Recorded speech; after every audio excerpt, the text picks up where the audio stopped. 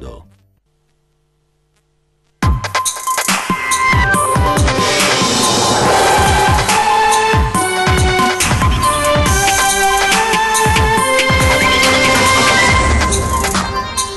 Resta alto il fronte polemico sull'agitazione dei medici di base, si apre una spaccatura con i colleghi ospedalieri in prima linea per far fronte ai disagi causati dallo stop degli ambulatori. Veneto sferzato da vento e pioggia, neve in montagna, raffica di interventi per alberi caduti nel Vicentino, blackout in una zona del Trevigiano e a Venezia disagi per il motondoso che blocca i vaporetti. 2 anni fa la strage dell'ISIS al Bataclan e la morte di Valeria Solesin, la famiglia della ragazza ha fatto apporre un sole in pietra sulla nuova lapide nel cimitero di Venezia. Tolte alcune stufette per evitare i rischi di cortocircuito, nell'ex base di Conetta riesplode la rabbia dei migranti ammassati all'interno. Protesta ai cancelli. Dramma sfiorato nel veneziano, cacciatore spara vicino all'abitazione e centra per errore la finestra della camera da letto dove stavano 2 bambini. La commissione sulle banche arriva troppo tardi, temo verrà chiusa in fretta perché la vogliono affossare. Il duro giudizio del deputato Daniele Capezzone che lancia 9 proposte per il rimborso dei risparmiatori. Stasera dalle 21:15 la prima puntata di Ring, la politica alle corde, il nuovo talk show del lunedì su Antenna 3. In studio il governatore Luca Zaia e subito prima puntata di 20 e 10 da non perdere con il sindaco di Treviso Giovanni Manildo.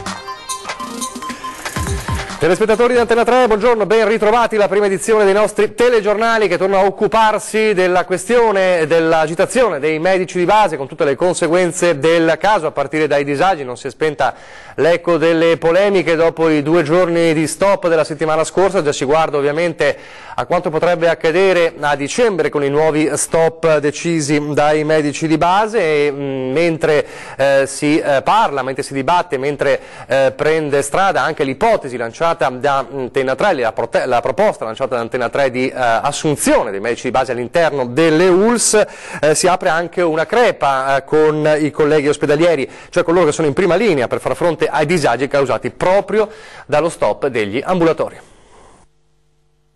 Nuovo capitolo sul fronte mobilitazione dei medici di base, perché in vista delle prossime giornate di stop già in calendario per metà dicembre, mentre le ULS corrono ai ripari per far fronte all'assalto dei pronto soccorso, come tra l'altro accaduto la settimana scorsa in occasione dei primi 2 giorni di serrata, si apre una spaccatura proprio tra gli stessi medici. Da una parte quelli di famiglia, dall'altra i colleghi ospedalieri che vivono in prima persona i disagi causati dallo sciopero. Ad accendere la discussione l'ANAO, che rileva come 81 giorni di stop siano troppi perché vanno irrimediabilmente a pesare sui pazienti che anche per piccoli problemi di salute sono costretti a rivolgersi ai pronto soccorso con i conseguenti problemi di ore d'attesa interminabili.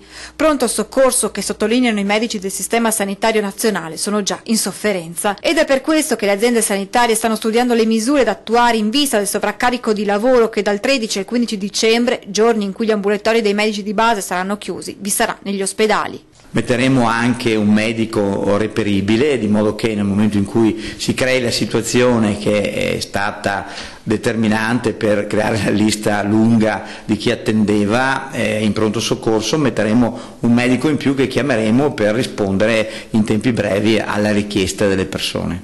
Soluzioni che probabilmente potrebbero creare ulteriori malumori tra i camici bianchi ospedalieri e aprire un nuovo caldo capitolo sulla vicenda. Ed ora l'ondata di maltempo che sta attraversando e colpendo tutta la regione in queste ore, un po' tutte le province, raffiche di vento, pioggia. Allora, per fare il punto della situazione ci colleghiamo in diretta telefonica con la nostra Francesca Bozza per fare appunto il quadro di quanto sta accadendo. Francesca. Buongiorno a te, buongiorno ai telespettatori. Era stato annunciato nei giorni scorsi e Attila puntuale arrivato sulla nostra regione. Una sciabolata artica che insieme ad intense piogge sta provocando in tutte le province forti raffiche di vento e temperature che si sono abbassate di diversi gradi. Alle 6:21 di questa mattina a Venezia la marea ha toccato una massima di 81 centimetri, mentre a Chioggia è giunta fino a 121 centimetri. Nel veneziano disagi causati anche e soprattutto dal forte vento, con vigili del fuoco al lavoro per la caduta di alberi e anche a Mestre. Problemi in laguna con i vaporetti che a causa della bora e delle onde hanno difficoltà ad attraccare agli imbarcaderi e sono così costretti a saltare alcune fermate con pesanti ripercussioni per gli utenti. Spostandoci poi nella Marca Trevigiana, pompieri impegnati in diversi interventi tra Valdobbiadene, Montebelliuna, Conegliano e Motta di Livenza per rami caduti sulla sede stradale e la messa in sicurezza di grosse piante pericolanti. A Combai si sono staccati i cavi dell'alta tensione con conseguente blackout. Nella provincia berica più di 25 gli interventi dalla notte scorsa per alberi, pali e lamiere pericolanti. Un grosso albero è caduto sopra 2 auto lungo la provinciale 80 a Velo d'Astico, illesi fortunatamente i 2 conducenti. Vigili del fuoco al lavoro anche a Solania, Schio, Bassano, Valle del Pasubio, Roana, Velo d'Astico, Crespadoro, Conco, Marostica e Malo, solo per citare alcuni comuni. Nel frattempo neve che sta scendendo anche a bassa quota fino a 500-700 metri e temporaneamente anche a livelli più bassi, specie durante i rovesci. Non si esclude che qualche fiocco di neve misto a pioggia possa verificarsi anche in pianura. Nelle prossime ore le precipitazioni dovrebbero diminuire mentre l'allerta per il forte vento continuerà fino alla mezzanotte di oggi. Al momento è tutto, la linea può tornare allo studio. Dunque avete sentito, la situazione più delicata nel Trevigiano è quella di Combai, frazione di Miane, dove un blackout sta interessando diverse zone del paese. Allora, abbiamo raggiunto pochissimi minuti fa al telefono il sindaco di Miane, Angela Colmellere. Sentiamo cosa ci ha detto al telefono. Il tempo è stato dei peggiori in queste ultime ore, già a partire appunto da questa notte. I disagi non sono mancati, tanto è che appunto adesso stiamo un po' tornando alla normalità, ma abbiamo avuto tanti alberi che sono caduti sulle elettriche, che hanno interrotto l'elettricità soprattutto nella frazione di Combai. La segnalazione è arrivata e immediatamente appunto l'abbiamo trasferita all'Enel, che sul posto insomma sta cercando di risolvere anche in queste ore appunto il problema. Noi abbiamo rimosso tutte le piante che erano cadute in strada e quindi speriamo che non succeda altro, nonostante lo scenario sia veramente da paura anche in queste ore. Possibile capire quante abitazioni, vie, insomma quartieri sono state interessate da questo blackout, Sindaco? La frazione di Combai è stata interessata in vari punti, quindi già dalle 3 di stanotte sono senza elettricità in alcune zone appunto, e adesso appunto si risolve in breve tempo, però so che anche l'intero territorio è stato comunque colpito da questi problemi. Dunque tutti gli aggiornamenti poi nelle prossime edizioni dei nostri telegiornali. Adesso andiamo a Venezia, ma parliamo di tutto il Veneto, parliamo di quanto accaduto 2 anni fa. Era un concerto che doveva essere una festa di gioia in uno dei locali più famosi di Parigi, il Bataclan, e poi l'orrore degli spari dell'ISIS, la strage, l'attacco dell'ISIS nel cuore dell'Europa, nel cuore della città, una delle città simbolo dell'Europa appunto Parigi, e la morte di tante persone, tra le quali Valeria Solesin.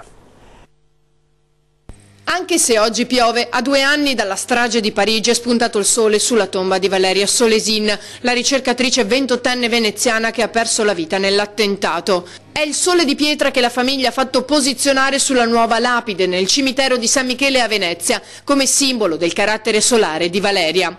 La mamma, Luciana Milani, è ora felice che la tomba sia completa, dopo che per 2 anni c'era solo una croce bianca a ricordare il luogo in cui era sepolta Valeria. Una croce su cui ogni giorno si fermano decine di persone, tra cui molti turisti francesi. Oggi, ha dichiarato la signora Milani, nel secondo anniversario della morte credo di non avere null'altro da dire su di lei. Il nostro messaggio l'abbiamo mandato e vogliamo che in questa giornata ci sia concesso di restare solo nel silenzio e nel dolore. Quel 13 novembre 2015 l'ISIS prese di mira la Francia, colpendo lo stadio, i tavoli dei ristoranti all'aperto e il Bataclan, dove era in corso un concerto rock. Solo nel teatro morirono 90 persone, tra cui Valeria Solesin, che era insieme al fidanzato sopravvissuto e oggi giunto a Venezia per stare accanto ai familiari. Valeria Solesin è stata anche ricordata al Teatro La Fenice in occasione di uno spettacolo di danza di Emanuele Soavi e al liceo Benedetti Tommaseo, che aveva frequentato prima dell'università. Al funerale in piazza San Marco parteciparono il patriarca di Venezia Moraglia, l'imam al-Muhammad e il rabbino capo Shalom Baut. Cara Valeria, i tuoi assassini hanno voluto con il loro gesto criminale di separarci e dividerci, ma oggi, con questa presenza di unità i tuoi assassini criminali, anti-Islam, anti ogni religione, anti-umanità, hanno fallito. Girava per piazza San Marco a Venezia indossando una tuta mimetica e un basco e portando con sé 4 coltelli di varie dimensioni, un paio di manette, un bastone telescopico e un taser. Momenti di panico per la presenza di un giovane di 25 anni residente in città, notato dai carabinieri del lagunare del reggimento Serenissima, che svolgono ovviamente il controllo dell'area, considerato un sito sensibile a rischio, e l'hanno denunciato. L'episodio è venuto sabato, ma è stato reso noto soltanto oggi dalle forze dell'ordine. Il ragazzo si è giustificato dicendo di essere andato a allenarsi presso una palestra del Padovano, dove si pratica cross combat, una nuova specialità simile al crossfit. Il 25enne è stato denunciato per porto abusivo di armi e di oggetti atti ad offendere. A Vicenza adesso per una maxi rissa tra immigrati all'Hotel Europa di strada Padana, grave un 38enne ferito a una gamba. Torna sotto i riflettori l'ex Hotel Europa di strada Padana a Vicenza, occupato da sbandati, che già in più occasioni balzato agli onori della cronaca. Ultimo episodio l'altra sera, quando un romeno di 38 anni è stato ferito con un coccio di bottiglia durante una rissa. Un profondo taglio alla gamba, condotto in ospedale per lui una prognosi di una quindicina di giorni. Ferita anche la compagna, 34 anni, in maniera meno seria. Tutto pare sia iniziato durante un festino improvvisato dagli abusivi. La coppia, alcuni coinquilini, una decina di stranieri, hanno iniziato a litigare, pare per futili motivi, sotto l'effetto dell'alcol. Dalle parole sono passate alle mani, uno ha spaccato una bottiglia di birra e l'ha usata per colpire il 38enne. Le urla hanno fatto sì che alcuni passanti allertassero il 113. Quando la volante è giunta sul posto, assieme a una gazzella dei carabinieri, si è cercato di ricostruire l'accaduto. Ora c'è da attendere un'eventuale denuncia da parte della coppia ferita. E a proposito di migranti, si è alzato nuovamente stamani il livello di tensione nell'ex base di Conetta nel Veneziano, quando un gruppo di profughi ha protestato dopo la decisione, secondo quanto ricostruito dalle forze dell'ordine, di togliere alcune strumentazioni elettriche, comprese diverse stufette. La misura si era resa necessaria per ragioni di sicurezza a causa dell'elevata concentrazione di persone nella struttura di accoglienza, e quindi una decina di migranti è uscita dal centro e ha raggiunto l'incrocio con la strada provinciale della frazione. Insomma, c'è stata una protesta nuovamente al di fuori della base. Secondo la questura ha partecipato una cinquantina di richiedenti asilo, quindi è ritornata la protesta per una situazione che continua ad essere molto, molto critica, se come abbiamo capito state tolte alcune strumentazioni elettriche proprio per evitare rischi in una alta concentrazione di persone all'interno della struttura. È stato individuato, è stato identificato l'autore dell'assalto al gasoline di Padova dell'altra sera, una notte di follia. Mercedes Seferovic, un nomade ex occupante del campo di via Bassetta, era lui la guida del furgone che ha sfondato la vetrina del locale.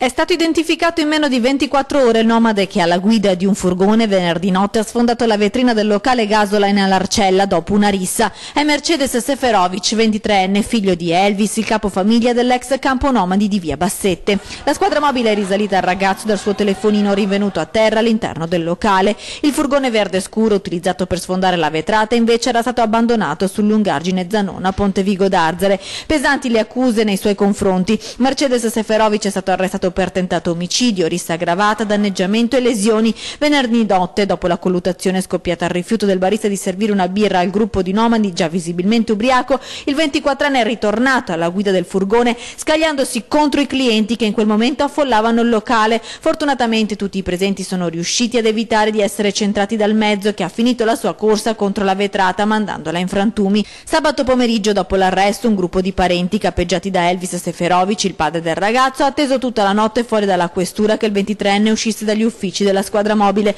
ma Mercedes Seferovic è stato trasferito direttamente in una cella del carcere Due Palazzi. Adesso una battuta di caccia che poteva avere conseguenze drammatiche nel veneziano.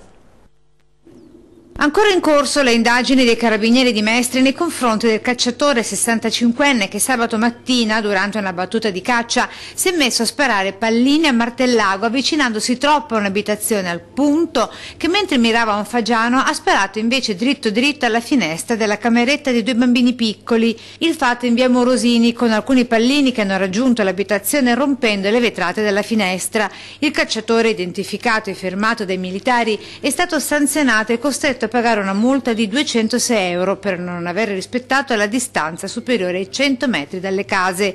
Appena qualche giorno prima un altro cacciatore, un 59enne di Moniego di Noale, entrando in una proprietà privata, invece di sparare a un piccione, aveva ferito il proprietario di casa, un 67enne, ferendolo all'addome con 5 giorni di prognosi. Ancora la cronaca, cercavano refurtiva ma hanno trovato invece droga. È un'operazione dei carabinieri di Treviso che ci racconta in diretta telefonica per noi Lina Paronetto. Lina.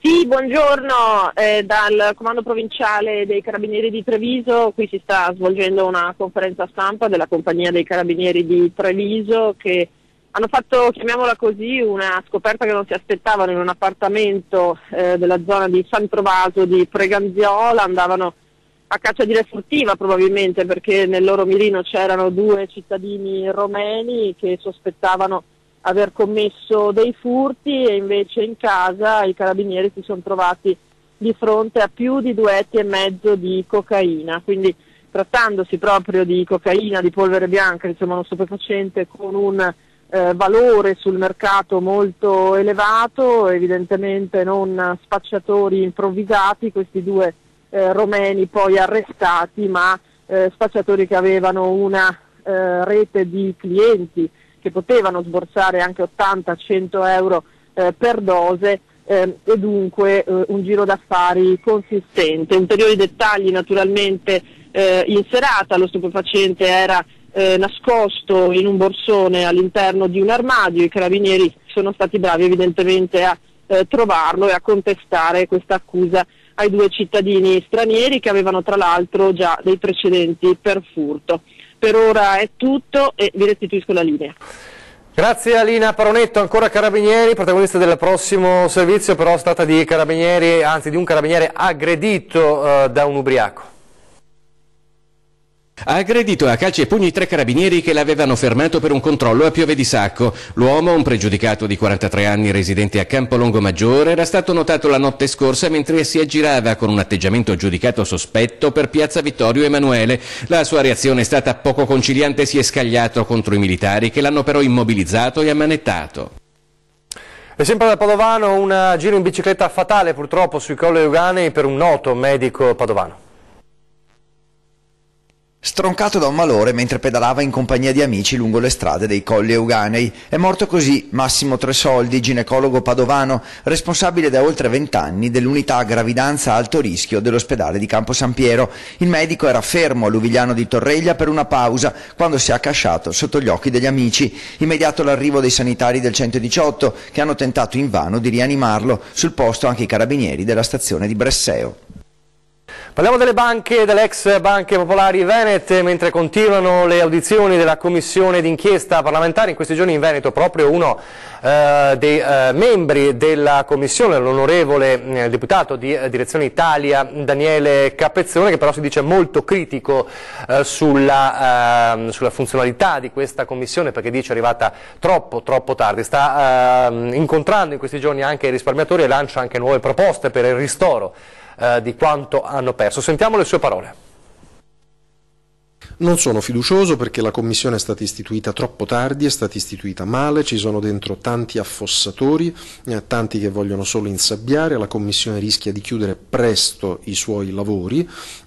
Io credo che questo alimenterà giustamente la rabbia dei cittadini, perché peggio della crisi delle banche c'è solo la presa in giro degli italiani sulle banche. È per questo che ho avanzato alcune proposte precise. La prima è questa, e cioè come si fece negli anni '80 e si fece bene rispetto alla crisi del Banco Ambrosiano, dare un'opzione, una possibilità agli azionisti danneggiati di prendere nuove azioni e poi eventualmente rivendersele recuperando qualcosa. Io vorrei che si facesse lo stesso oggi per gli obbligazionisti subordinati. So che è un valore piccolo, ma meglio questo delle prese in giro e delle false promesse. Bisogna affrontare il conflitto di interessi di Banca Italia, non è possibile che la Banca d'Italia la mattina faccia la vigilanza sulle banche e il pomeriggio sia lei stessa a risolvere le crisi. È evidente che poi al pomeriggio tenderà a coprire gli errori che ha eventualmente commesso la mattina. E terzo, vogliamo anche capire chi è che ha preso i soldi, perché come ci sono i risparmiatori danneggiati, ci sono invece tanti che hanno avuto mutui, erogazioni, imprese amiche e amiche degli amici, non hanno restituito i soldi e invece loro sono la parte altro che lesa, sono invece la parte allegra. Adesso una pausa pubblicitaria molto breve, poi parleremo anche di chi è andato oltre e ha vinto la crisi economica.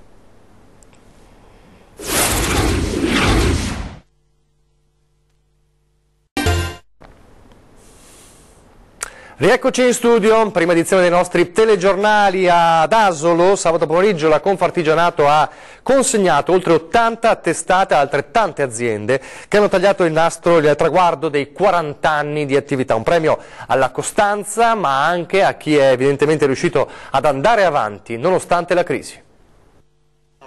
40 anni e non sentirli, continuando ogni giorno a garantire lavoro e ricchezza al territorio. Sono quelli raggiunti da 81 aziende artigiane di tutta la Marca e premiate sabato scorso alla Fornace dell'Innovazione da Confartigianato di Asolo e Montebelluna. Un riconoscimento non solo per la longevità di servizio. Queste nostre aziende vanno premiate soprattutto per la loro costanza, lungimiranza e forza e impegno per aver superato proprio questi momenti di difficoltà, per essere stati in trincea e noi con loro come associazioni a combattere tutti i giorni. Un riconoscimento che gli artigiani di Asolo e Montebelluna ripropongono a 5 anni di distanza dalla prima edizione. Il piacere che hanno avuto le aziende di essere coinvolte, l'abbiamo visto poi dopo nelle comunicazioni che loro inviano, nelle loro carte intestate, nelle fatture, lo mettono proprio come un sigillo di garanzia. Io sono un'azienda storica, ho più di 40 anni, sono qua non per fregarti ma per lavorare con te. Un fenomeno quello dell'artigianato di Marca e Veneto che è stato oggetto di studio addirittura dai giapponesi. Sì, d'accordo, si può studiare, ma per avere la formula Veneti bisogna essere veneti,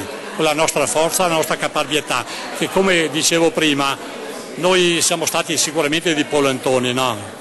Però noi la polenta gialla l'abbiamo fatta diventare oro. 40 anni di manifatturiero, simbolo dell'economia di Marca, per dei conferimenti dove però la politica era assente. Noi siamo qua per portare la loro voce, anche se non è facile. Vediamo anche qua questa sera sono presenti i sindaci del territorio, ma manca la politica alta ed era stata invitata, abbiamo invitato tutti i parlamentari veneti. Sono qui per quelle persone che quando è ora di raccogliere il voto hanno tutti il nonno che è stato artigiano, il padre che è stato artigiano, ma quando in questi momenti vogliamo anche portare le difficoltà, i nostri parlamentari veneti non ci sono. Un premio che vuole essere da stimolo anche per le nuove generazioni. Ho dato le mani a molta gente che aveva i calli ancora sulle mani, erano che un po' prostati dalla fatica, però è quella che è la forza, la differenza. No? Però ho visto anche c'erano di giovani, c'erano anche i nipoti, io spero che quello sia il futuro, che queste aziende di sicuro non moriranno mai. Uno dei settori economici più importanti per il Veneto, soprattutto per la Marca trevigiana, è ovviamente quello del prosecco e sappiamo come ci sono tante polemiche sulla questione dei fitofarmaci, l'utilizzo, le coltivazioni e i trattamenti. Ebbene, da Conegliano arriva l'idea, l'innovazione di una app che consenta di avvertire 24 ore prima ai residenti quando viene fatto un trattamento.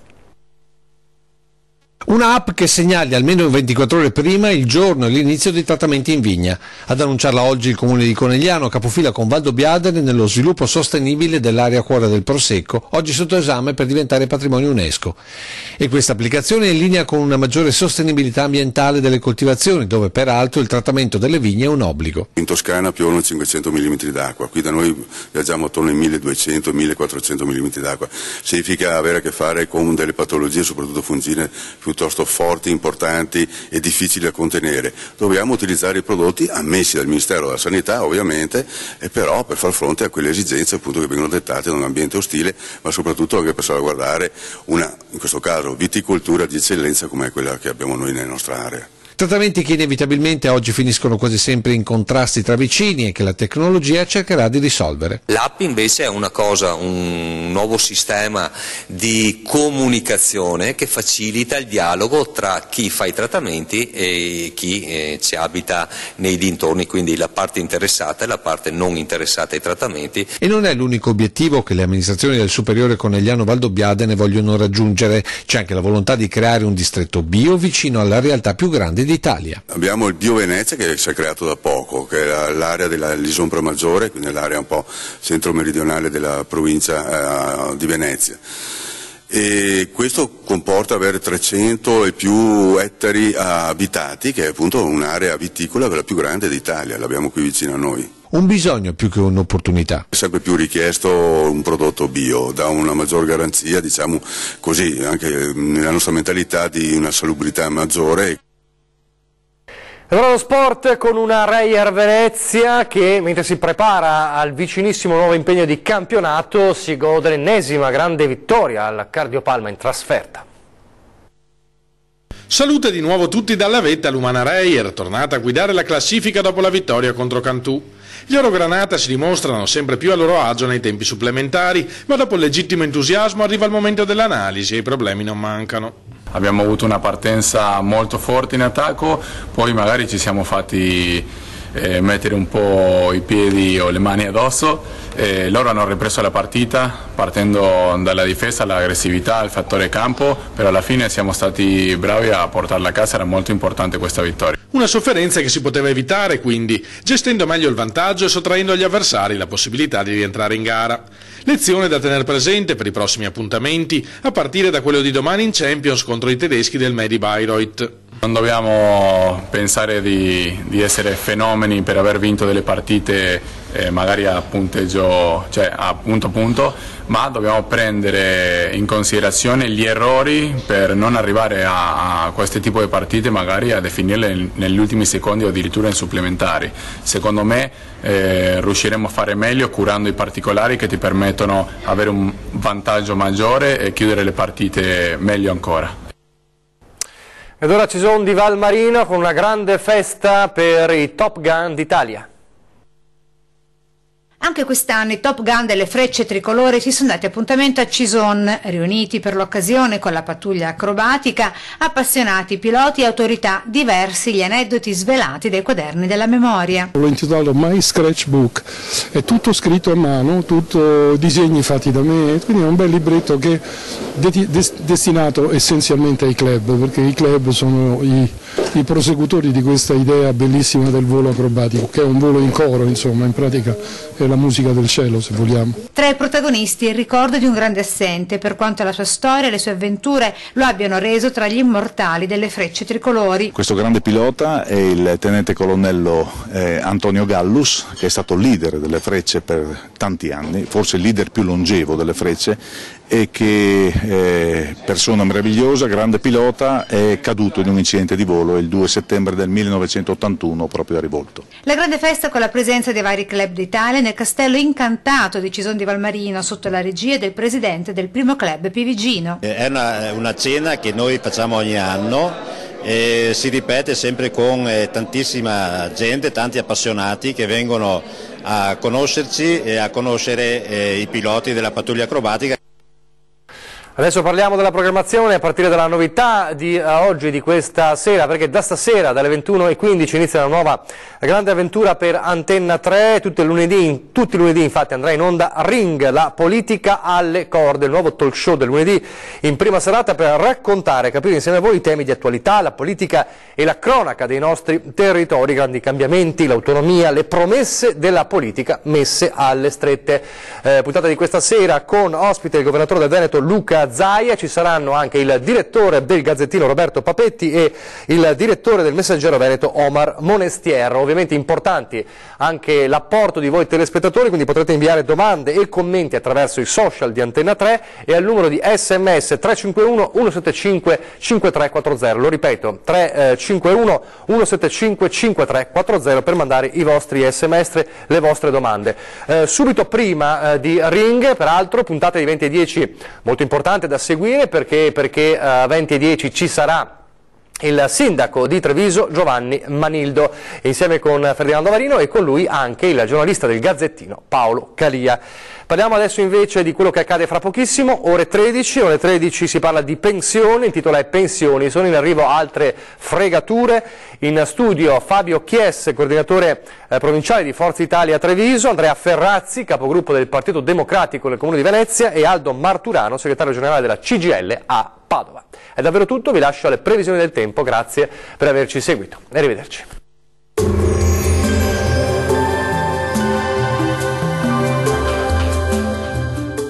Termoidraulica Susin. Se compri una caldaia, in omaggio il condizionatore. Termoidraulica Susin a 0 branco.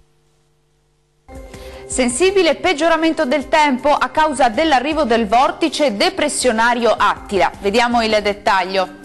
Sul Veneto aria fredda sulla nostra regione, piogge diffuse ovunque con neve fino in valle sui settori montuosi, piogge via via più deboli dal pomeriggio sera, venti di bora anche moderati. Diamo uno sguardo alle temperature, le massime saranno comprese tra i 7 e gli 11 gradi circa, minime sui 3-7 gradi. Andiamo ora a vedere che tempo farà sul Friuli Venezia Giulia. Anche qui precipitazioni diffuse al mattino con neve fino in valle, piogge in diminuzione nel corso del pomeriggio o della serata. Venti di bora molto forti con raffiche fino a 100 km/h sul Triestino. Vediamo anche in questo caso le temperature, le massime saranno comprese tra i 9 e i 13 gradi, minime sui 5-6 gradi circa.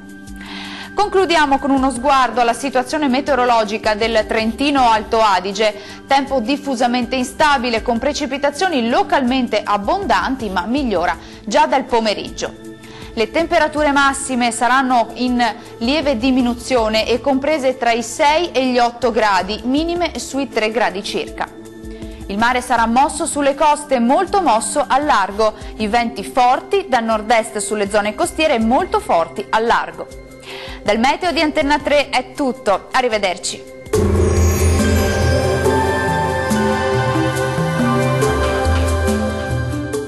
Termoidraulica Susin. Se compri una caldaia, in omaggio il condizionatore. Termoidraulica Susin a 0 branco.